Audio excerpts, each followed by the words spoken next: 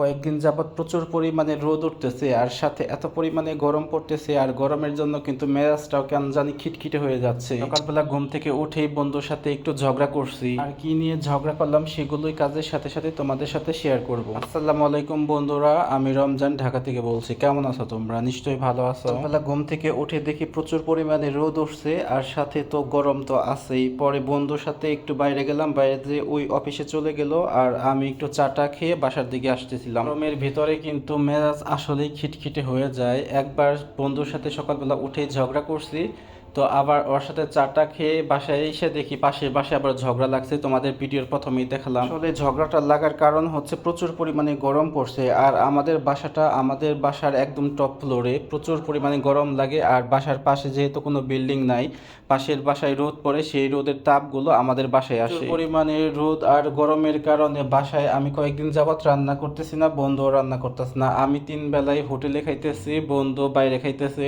এই জন্য সকালবেলা উঠে বলতেছে, দোস্ত আজকে একটু রান্না করিস, অনেকদিন যাবত তো রেস্টুরেন্টে খাইতেছি, বাইরের খাবারগুলো আর ভালো লাগতেছে না। বন্ধুকে বলতেছিলাম ঠিক আছে আমিও রান্না করবো না, তুই তাহলে একটু কাটাকাটি করে দিয়ে যা। বন্ধু বলতেছে না এখন আমার সময় নাই। পরে বললাম আচ্ছা ঠিক আছে, যখন আসবি অফিস থেকে তখন আমি রান্না করবো না। পরে বলতেছি তখন তো ক্ষুধা লাগবো, এখনই রান্না করে ফেল। পরে বলতেছিলাম কি পরিমাণে রোদ উঠছে দেখছস, গরম লাগে, কিচেন রুমে 1 মিনিটও দাঁড়িয়ে থাকা যায় না। তুই আমারে বলতেছস রান্না করতে, তুই যখন আসবি তখন রান্না করবো, আর না হলে রান্না করবো না, আজকেও বাইরে খেয়ে আসি। দেখতেই পাচ্ছ আমি কিন্তু গরমের ভিতরে রান্না করতেছি। কিচেন রুমে দেখো আমার গেঞ্জি একদম মুখ টুক সবকিছু ভিজে গেছে, কিন্তু এত পরিমাণে গরম লাগে। 1 মিনিট যে কিচেনে দাঁড়িয়ে থেকে রান্না করবো সেই সাহসটুকু হচ্ছে না। কিচেনে দাঁড়িয়ে থেকে রান্না করলে অটোমেটিক মুখ দিয়ে শরীর দিয়ে ঘেমে পানি পড়ে। বন্ধু অফিসে চলে গেল আর আমি বাইরে থেকে খেটে এসে তারপরে যে দেখতে পাচ্ছ সবজিগুলো আগে কেটে নিয়েছি, সেই ভিডিওগুলো নেই নাই, কারণ প্রচুর পরিমাণে গরম লাগতেছিল।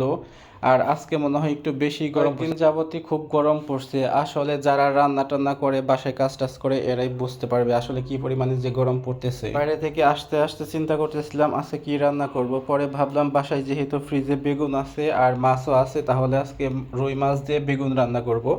আর বাসায় এসে প্রথমে ফ্রিজ থেকে মাছগুলো বের করছি, সেটা তো দেখতেই পাচ্ছ, মাছগুলো একদম ভেজে নিছি, ভেজে নিয়ে তারপরে যে তরকারিগুলো বসিয়ে দিছি। প্রথমে সব ধরনের মশলা দিয়ে বেগুন আলু এগুলো খুব ভালো করে কষিয়ে এই যে ঝোল দিয়ে দিচ্ছি। আর আমি একটু তরকারিটা কিচেন রুমে রেখে রুমে চলে আসলাম, আর এইদিকে দেখি একদম তরকারির নিচে একটু পোড়া পোড়া লেগে গেছে, কিন্তু কিছু করার নাই। এদিকে রান্না করতেছিলাম আর একদিকে আমার রুমে ফ্যান চালিয়ে গেছিলাম, একটু করে রান্না করতেছিলাম আর রুমে এসে রেস্ট নিতেছিলাম। না হলে কিচেন রুমে থাকলে একদম শরীর মুখ টুক ঘেমে পানি পড়ে অটোমেটিক। আর দেখো আমি একদম তরকারিটা ঝোল টোল দিয়ে মাছটা দিয়ে দিতেছি, কারণ এখানে থাকা একদমই সম্ভব না। তোমাদের প্রথমেই দেখাইলাম, দেখতেই পাচ্ছিলাম আমার শরীর একদম ঘেমে একদম অস্থির হয়ে গেছে। আর দেখো আমার কিন্তু অলরেডি তরকারি হয়ে গেছে, একটু লবণটা টেস্ট করতেছিলাম, পরে দেখলাম লবণটা একটু কম হয়েছে আর একটু লবণ দিয়ে নিলাম। আর আমার কিন্তু রান্না অলরেডি শেষ হয়ে গেছে। পরে জিরার যে গুঁড়া আছে সেই গুঁড়োগুলো মিশিয়ে দিচ্ছিলাম তরকারিতে। আর কয়েকদিন যাবৎ কাজ করতে একদমই ভালো লাগতেছে না, আর এই জন্য ভিডিওগুলো বানানো হচ্ছে না। তো আমার ভিডিও যদি তোমাদের ভালো লাগে তাহলে অবশ্যই একটা লাইক কমেন্ট আর একটা শেয়ার দিয়ে দিও।